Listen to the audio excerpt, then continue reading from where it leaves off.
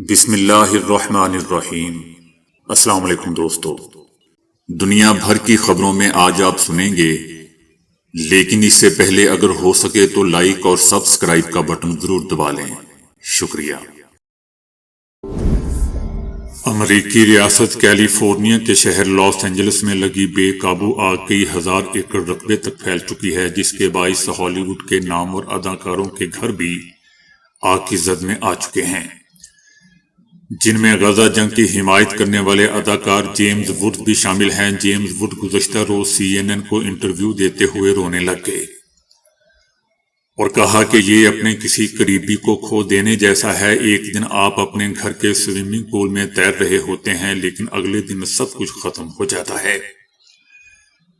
ان کا کہنا تھا کہ کس طرح ان کی بیوی اور 8 سالہ بھانجی نے انہیں اپنے گھر کی تعمیر نو میں مدد کی۔ انہوں نے یہ بھی بتایا کہ ان کے ارد گرد بہت زیادہ افراتفری تھی اور سب کچھ آگ کی لپیٹ میں تھا۔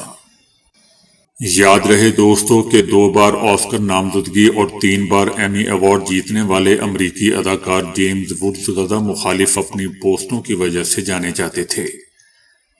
انہوں نے اپنی پوسٹ میں جنگ بندی کی مخالفت کرتے ہوئے کہا تھا کہ سمجھوتا ہونا چاہیے، نہ ہی معافی دینی چاہیے، جبکہ اس پوسٹ کے ساتھ انہوں نے سب کو ماردو کا ہیش ٹیگ بھی استعمال کیا تھا۔ نفرت انگیز پوسٹیں اور صہیونی قوت کی مسلسل حمایت کرنے والے 77 سالہ اداکار کا گھر راکھ کا ڈھیر بننے کے بعد CNN پر ان کے انٹرویو پر سوشل میڈیا صارفین نے اداکار کو آڑے ہاتھوں لیا اور موقف اپنایا کہ انہیں اداکار سے کوئی ہمدردی نہیں ہے۔ صارفین نے انہیں یاد کروایا کہ وہ کیسے مظلوم فلسطینیوں کے گھر تباہ ہونے پر خوش ہوتے تھے۔ ایک فلسطینی شاعر اور سوشل میڈیا صارف نے سوال کیا کہ اب آپ بتائیں گے کہ اپنے گھر کو تباہ ہوتے دیکھنا کیسا لگتا ہے؟ جیسا کہ دوستو جیمز ووڈ نے بتایا کہ اپنے کسی قریبی کو کھو دینے جیسا لگتا ہے۔ اس پوسٹ کا جواب دیتے ہوئے جیمز ووڈ کا کہنا تھا کہ آپ کو 7 اکتوبر کے حملے خواتین اور بچوں کو مارنا نہیں چاہیے تھا، جو آپ ہوتے ہیں وہی کاٹتے ہیں، اور فوراً اس صارف کو دوستو اس نے بلاک کر دیا۔ ایک اور صارف نے ان کے اکاؤنٹ میں لکھا کہ جیمز ووڈ نے فلسطینیوں کو مارنے کا مطالبہ کیا، اب ان کا وہ گھر جل گیا ہے جس کی انہوں نے انشورنس بھی نہیں کروائی تھی۔ یہ خدا کا انصاف ہے جو کسی کو نہیں بخشتا اس زندگی اور نہ ہی اگلی زندگی میں۔ دوستو لاس اینجلس میں لگی خوفناک آگ میں جہاں ہالی ووڈ پہاڑیوں کو شعلوں کی لپیٹ میں لے لیا، وہیں قریب ہی واقع متعدد ہالی ووڈ اداکاروں کے گھر راکھ کا ڈھیر بن چکے ہیں۔ اور یہ دوستو یاد رہے کہ یہ بہت بڑے اور بہت ہی قیمتی گھر تھے۔ نام نہاد قابض اسرائیلی ریاست کے انتہا پسند وزیر خزانہ نے دھمکی دی ہے کہ اس ماہ کی 20 تاریخ کو ٹرمپ کے امریکہ کے صدر کا عہدہ سنبھالنے کے بعد اسرائیل غزہ پر مکمل قبضے کی طرف بڑھ رہا ہے۔ امداد کے داخلے یا کسی کے غزہ سے باہر نکلنے کا کوئی راستہ نہیں ہوگا، بلکہ علاقوں پر ہمارا قبضہ ہوگا۔ ہمیں شہری ذمہ داری نبھاتے ہوئے اس سے ڈرنا نہیں چاہیے۔ انتہا پسند اسرائیلی وزیر خزانہ کا مزید کہنا تھا کہ حماس پر فوجی دباؤ بڑھایا جائے گا اور ہم طویل عرصے تک غزہ میں موجود رہیں گے۔ یہ پہلا موقع نہیں ہے کہ اس وزیر نے دوستو غزہ کی پٹی پر دوبارہ قبضہ کرنے اور اس کی نصف آبادی کو 2 سال کے اندر بے گھر کرنے کا مطالبہ کیا ہو۔ یہ پہلے بھی ایسی بکواس کر چکا ہے۔ اس نے کہا تھا کہ اسرائیل کو نو منتخب امریکی صدر ٹرمپ کی انتظامیہ کے ساتھ ایک موقع ملا ہے کہ وہ غزہ کی پٹی سے رضاکارانہ ہجرت کی حوصلہ افزائی کرے۔ اس نے کہا تھا کہ غزہ کی پٹی پر قبضہ کیا جانا چاہیے اور اس کی آبادی کو اس کی موجودہ آبادی کے نصف سے بھی کم کر دینا چاہیے۔ دوستو بین الاقوامی خاموشی اور عرب ملکوں کی بے حسی کے درمیان قابض اسرائیلی حکام نے مسلسل 460ویں روز بھی غزہ کی پٹی میں خاندانوں اور شہریوں کے خلاف بمباری، تباہی اور قتل عام جاری رکھا ہوا ہے۔ جارحیت سے شہید ہونے والوں کی تعداد بڑھ کر 45,936 ہو چکی ہے۔ اس کے علاوہ 1,09,274 لوگ زخمی بھی ہیں۔ حماس کے ساتھ بالواسطہ مذاکرات میں صہیونی رجیم نے نئی شرط عائد کرتے ہوئے کہا ہے کہ ہم غزہ کی پٹی میں 1.5 کلومیٹر کے علاقے پر بدستور قابض رہیں گے۔ دوستو، اسرائیل نے جنگ بندی کے مذاکرات میں اس لیے نئی شرط کا اضافہ کیا ہے تاکہ یہ معاہدہ نہ ہو سکے۔ اسرائیل کی غزہ کی پٹی کے شمال اور مشرق میں باقی رہنے کی شرط نے معاہدے کا حصول مشکل بنا دیا ہے۔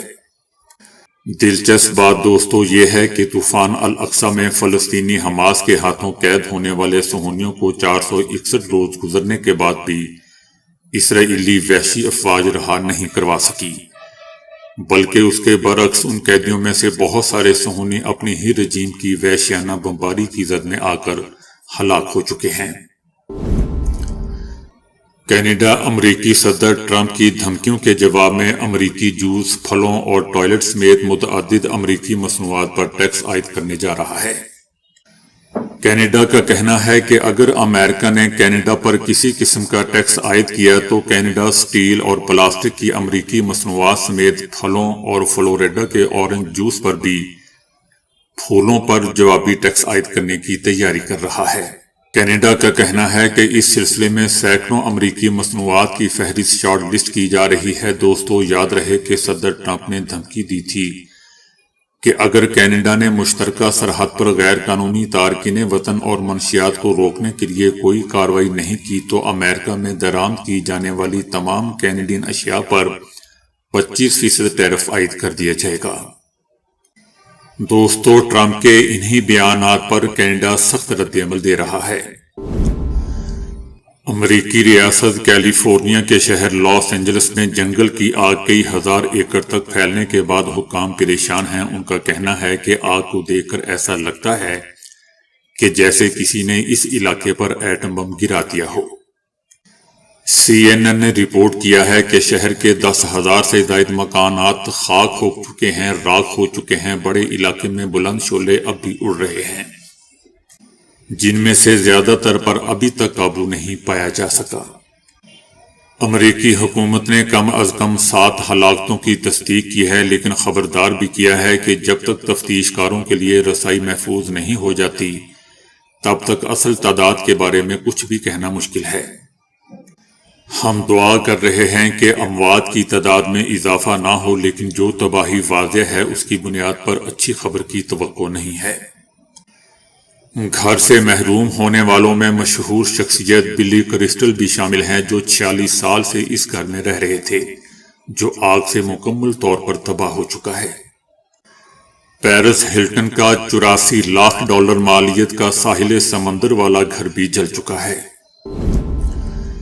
بھارتی ریاست اتر پردیش میں 24 گھنٹوں کے دوران بھارت کے نیم فوجی دستے کے 3 اہلکاروں نے یکے بعد دیگرے سرکاری رائفل سے اپنی زندگیوں کا خاتمہ کر لیا۔ تاحال ان واقعات کی وجہ کا تعین نہیں ہو سکا ہے۔ تحقیقات کے لیے انکوائری کمیٹی تشکیل دے دی گئی ہے۔ تینوں اہلکاروں کی باڈیز کو ضابطے کی کارروائی کے بعد آبائی گاؤں روانہ کر دیا گیا۔ امریکی ایوان نمائندگان نے اسرائیلی وزیر اعظم نیتن یاہو اور سابق وزیر دفاع کے وارنٹ گرفتاری جاری کرنے پر بین الاقوامی فوجداری عدالت پر پابندی کے حق میں ووٹ دے دیا۔ 243 ارکان نے عالمی فوجداری عدالت پر پابندی کے حق میں ووٹ دیا۔ 140 اراکین کانگریس نے پابندی کے خلاف ووٹ دیا۔ 45 ڈیموکریٹس نے بھی بل کی حمایت میں ووٹ دیا، جبکہ 198 ریپبلکنز نے حمایت میں ووٹ دیا۔ ایوان نمائندگان کا کہنا تھا کہ امریکہ یہ قانون اس لیے منظور کر رہا ہے کیونکہ کورٹ ہمارے عظیم اتحادی اسرائیل کے وزیر اعظم کو گرفتار کرنے کی کوشش کر رہا ہے۔ عیسائیوں کے مذہبی پیشوا پوپ فرانسس نے ایک بار پھر اسرائیل پر سخت تنقید کی ہے۔ انہوں نے غزہ میں انسانی بحران کی صورتحال کو انتہائی سنگین اور شرمناک قرار دیتے ہوئے فوری جنگ بندی کا مطالبہ کیا ہے۔ پوپ فرانسس کا کہنا تھا کہ شہریوں پر بمباری کسی بھی صورت میں قابل قبول نہیں ہے۔ انہوں نے غزہ میں جاری انسانی بحران کی شدت کا ذکر کرتے ہوئے کہا کہ شدید سردی سے بچوں کی اموات ناقابل برداشت ہیں۔ ہسپتالوں اور توانائی کے نظام کی تباہی سے بے گناہ لوگوں کی ہلاکتیں کسی صورت میں جائز نہیں ہیں۔ ان کا کہنا تھا کہ جنگ میں ہمیشہ انسانیت کی شکست ہوتی ہے اور اس میں شیطان کی فتح ہوتی ہے۔ انہوں نے عالمی برادری سے اپیل کرتے ہوئے اس سنگین انسانی بحران کو روکنے کے لیے فوری طور پر قدم اٹھانے کی اپیل کی ہے۔ نئے سال کے آغاز کے ساتھ ہی ہینلے پاسپورٹ انڈیکس کی جانب سے دنیا کے مضبوط ترین پاسپورٹس کی فہرست جاری کر دی گئی ہے، جس میں پاکستان کا نمبر دوستو سر فہرست 100 ممالک میں بھی شامل نہیں ہے اور بھارت بھی تنزلی ہوئی ہے۔ فہرست میں پاکستان خطے کے ممالک بھارت، بنگلہ دیش، سری لنکا اور نیپال سے بھی پیچھے ہے اور یمن کے برابر رینکنگ حاصل کی ہے۔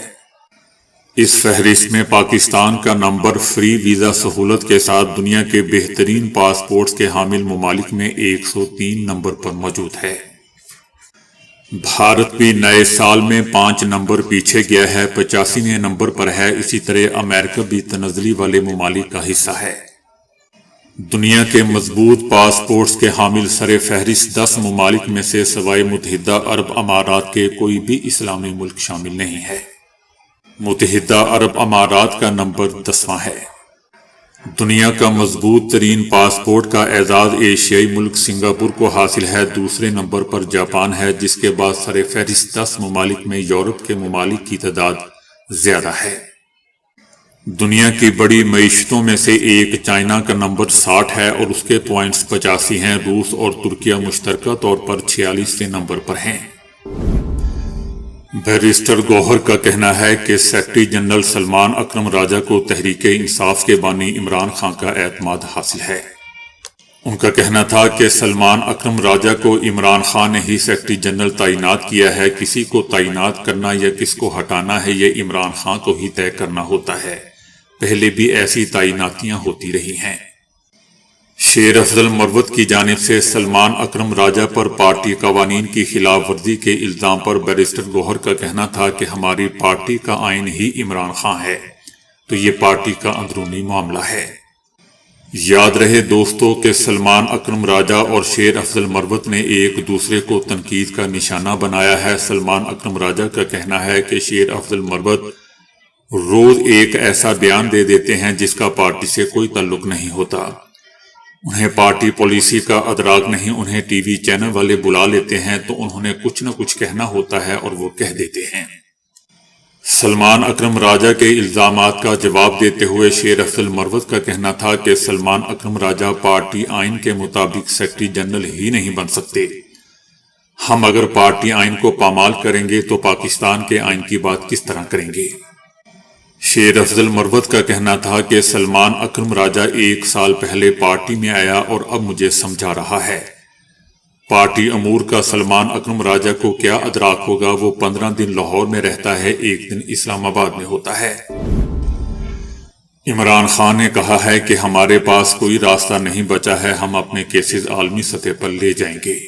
عمران خان کا کہنا تھا کہ ہم اسلام آباد ہائی کورٹ کے، سپریم کورٹ کے، کوئی ہماری بات سننے کو تیار نہیں ہے، ہمارے پاس کوئی راستہ نہیں بچا، ہم اب اپنے کیسز کو بین الاقوامی سطح پر لے جائیں گے۔ تو دوستو ابھی کے لیے اتنا ہی۔ ویڈیو کو لائک اور شیئر کرنے کا بہت بہت شکریہ۔